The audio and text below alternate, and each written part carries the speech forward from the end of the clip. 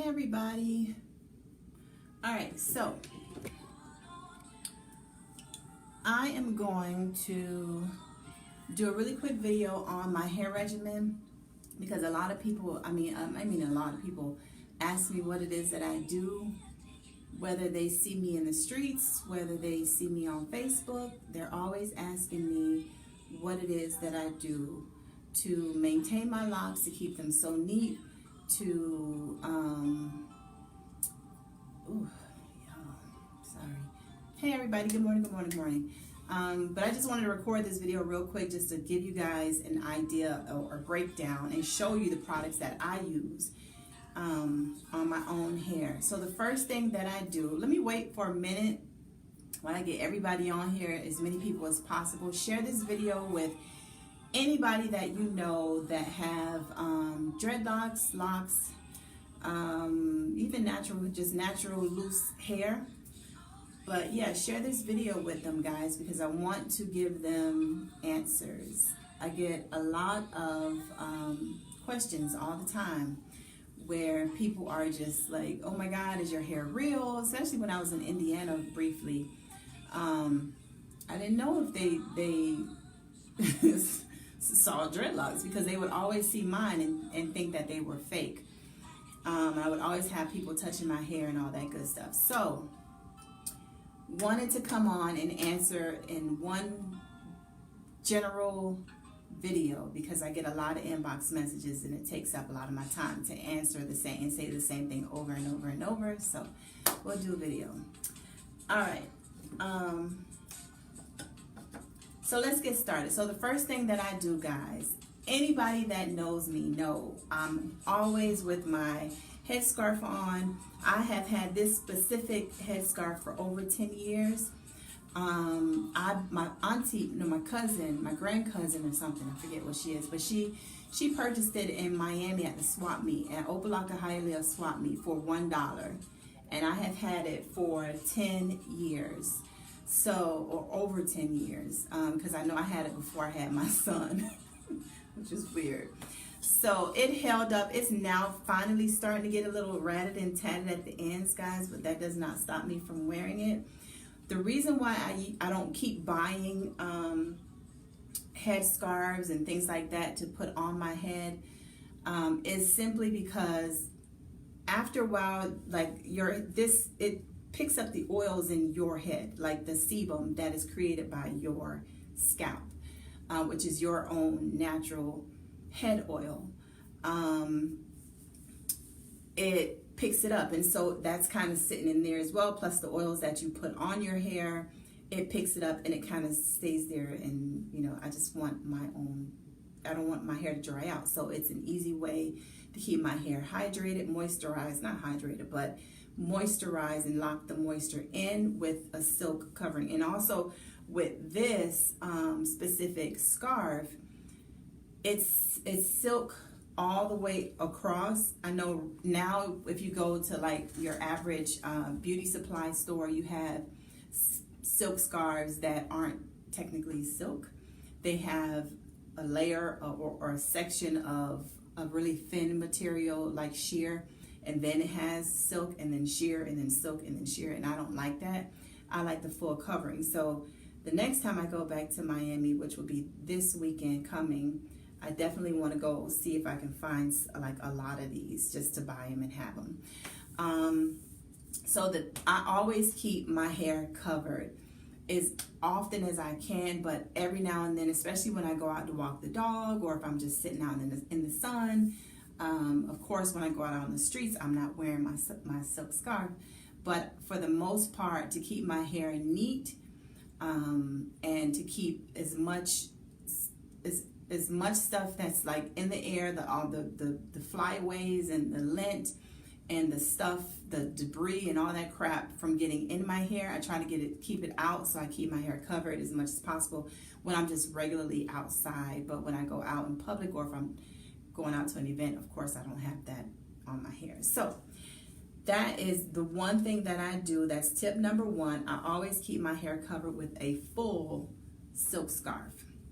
So last night I did a retwist, and of course my hair has lengthened even more.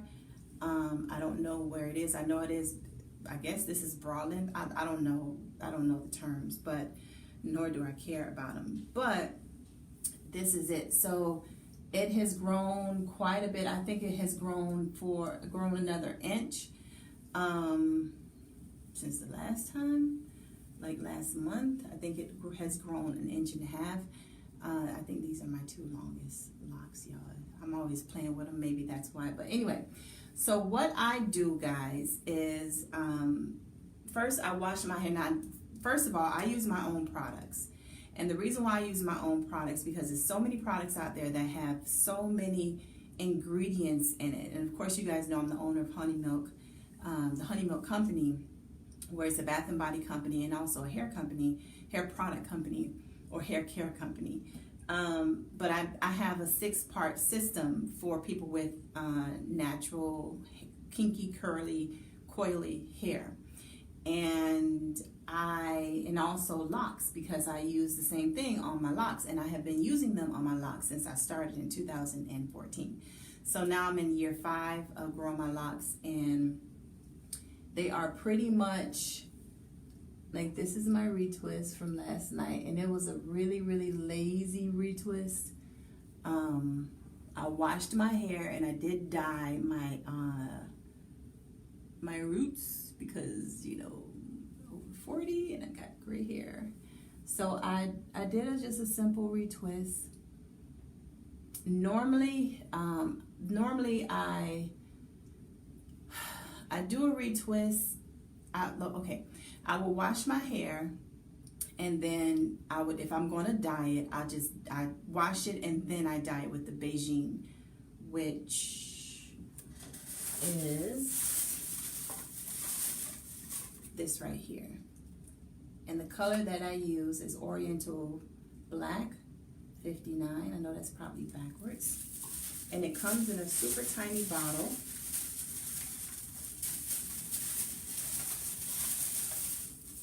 It comes in this little tiny bottle.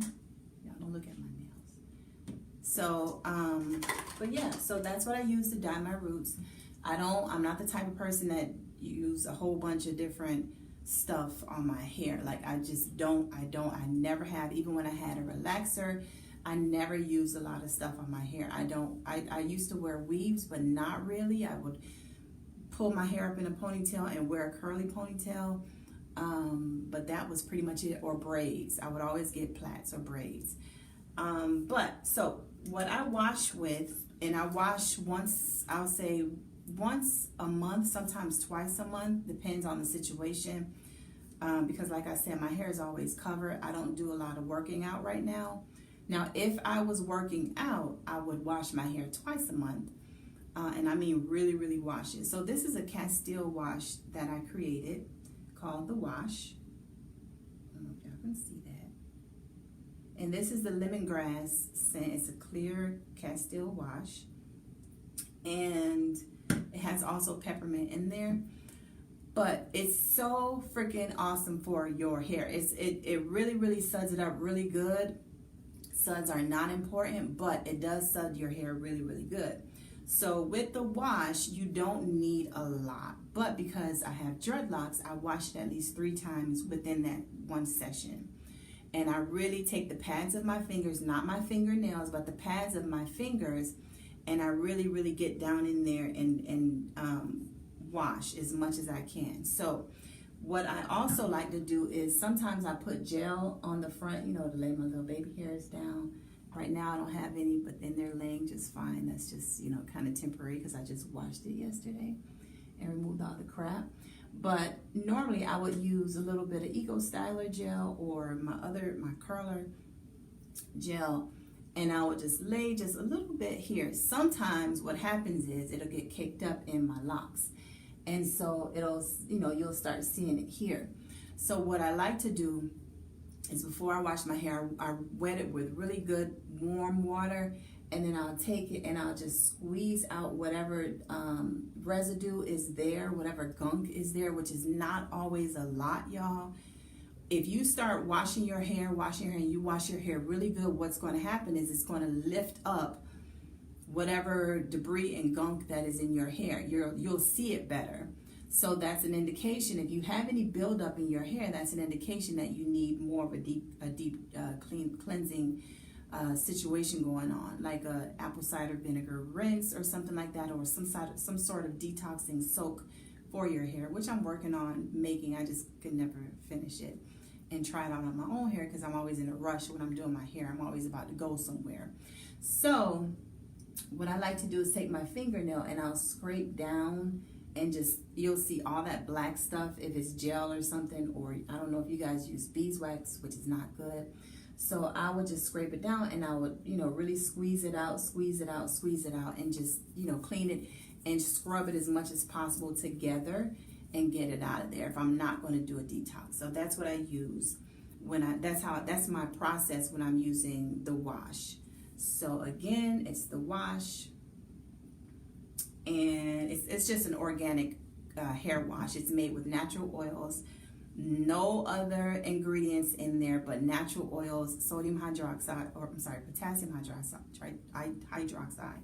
to make the liquid soap, and essential oils. That's it. Like no other methyls and parabens and all that crap. So that's why I stick with that, because it's freaking amazing for my hair, and it's very deep cleansing. It does not leave your hair feeling stripped or anything like that. And it also has added vegetable glycerin in there as well. So after I wash my hair really, really good, guys, I do not put conditioners in my hair because it is not necessary.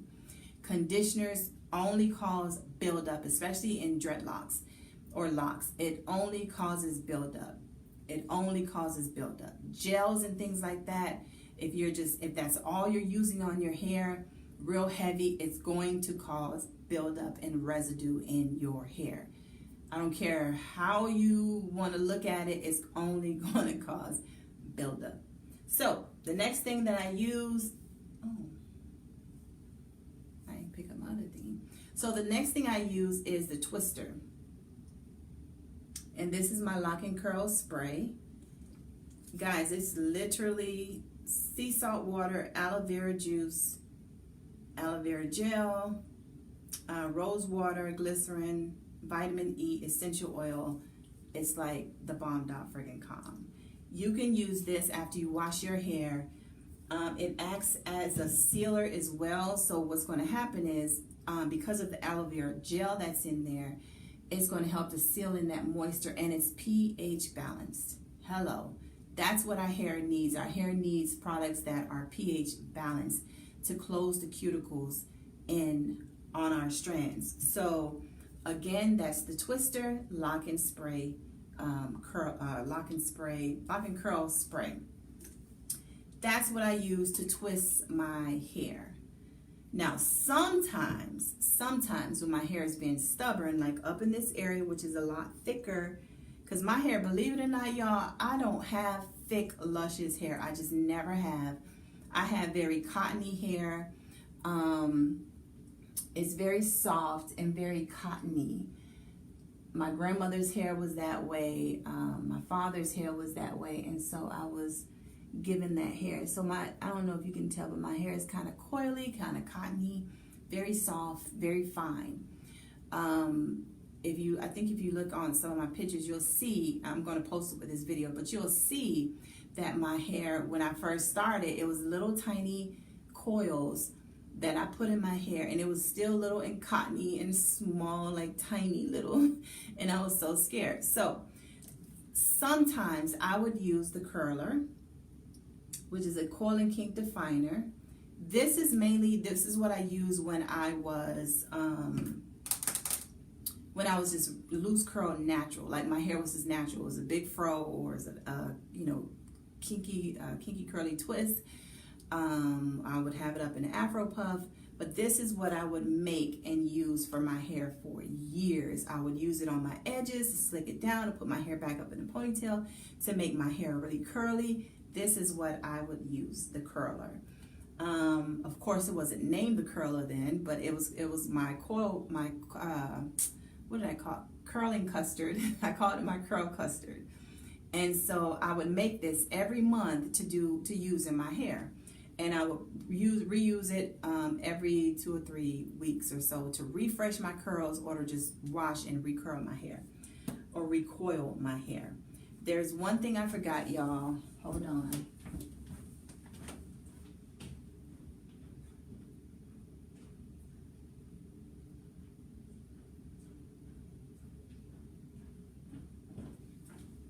So to refresh my hair, I would use, and when I say refresh, it's really just like a hydrator.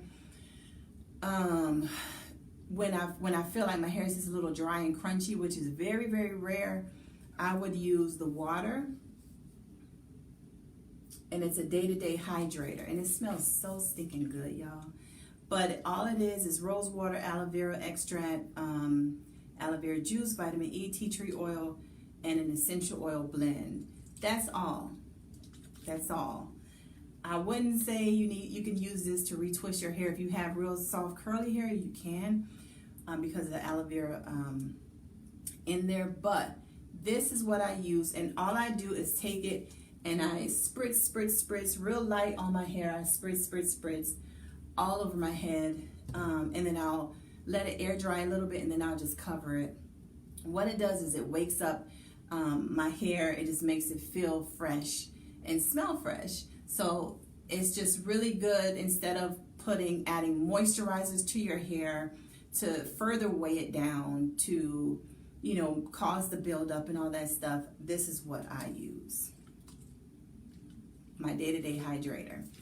So every month, what I like to do is oil my scalp and oil my actual tresses. I don't sit there and be like, oh girl, I gotta oil, I don't do that, guys. I really don't, because it causes buildup. Your hair naturally, or your scalp naturally, makes its own oil. And so it's called sebum. Research it. But what happens is I take the oil. This is my scalp therapy oil. Now, I called it a scalp therapy oil because once upon a time, my friend had some kind of something. He allowed somebody to do his hair, because I started his locks, but he's, whatever was going on with me in my life, he found someone else to do it, and they did it, but he broke out with all kind of sores and stuff in his hair, and I created the oil to help combat it, and it killed the fungus that was now in his head, and it made it go away within 2 to 3 weeks. And so that's why it's called scalp therapy oil. But I use this oil, and it's a heavy oil, so you don't want to use a lot, but I just put some in the palm of my hand, and I just pat it, in my scalp area. I don't sit there and, do this whole thing, the whole dripping oil, and I don't do that, because you don't need to do that.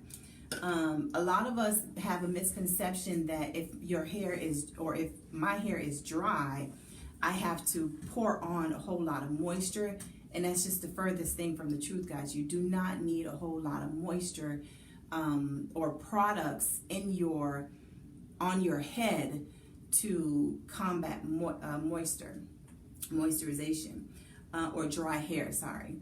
So those are all the products that I use, guys. And I have the butter, but I don't use the butter because it's just like a thick butter to use to style your hair.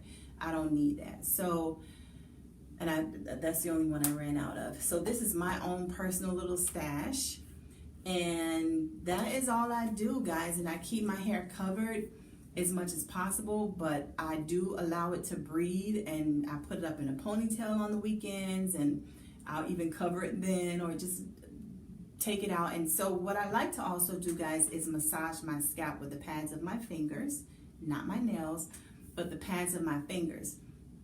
What I do that for is, I take my fingers and I will squeeze, because I'm a ghetto massage therapist, right? I have the power to heal with my hands.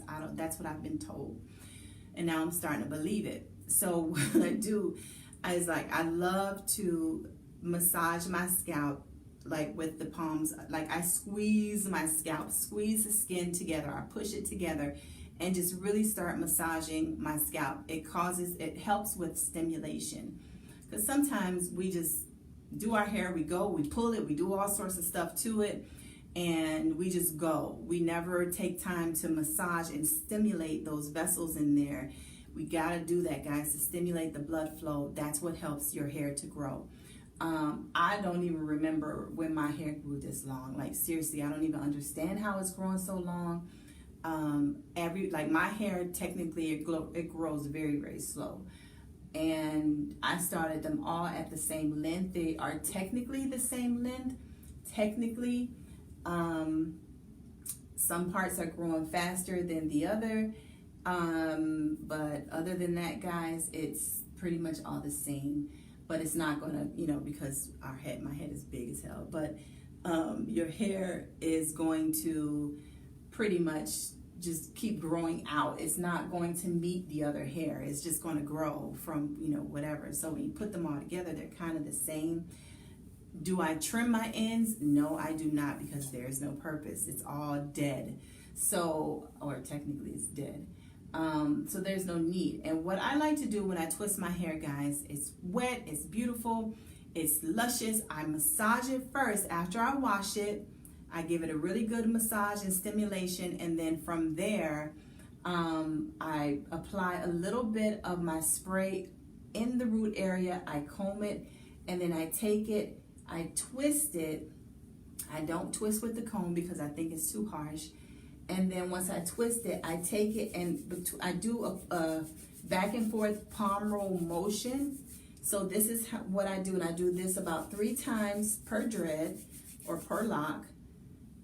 And why my hair looks neat? That is why. Because I take it, any little flyaways or hair that's sticking up, I put it back in that way. So that is how you get your hair to be neat. A lot of people think my hair is fake because it is so neat.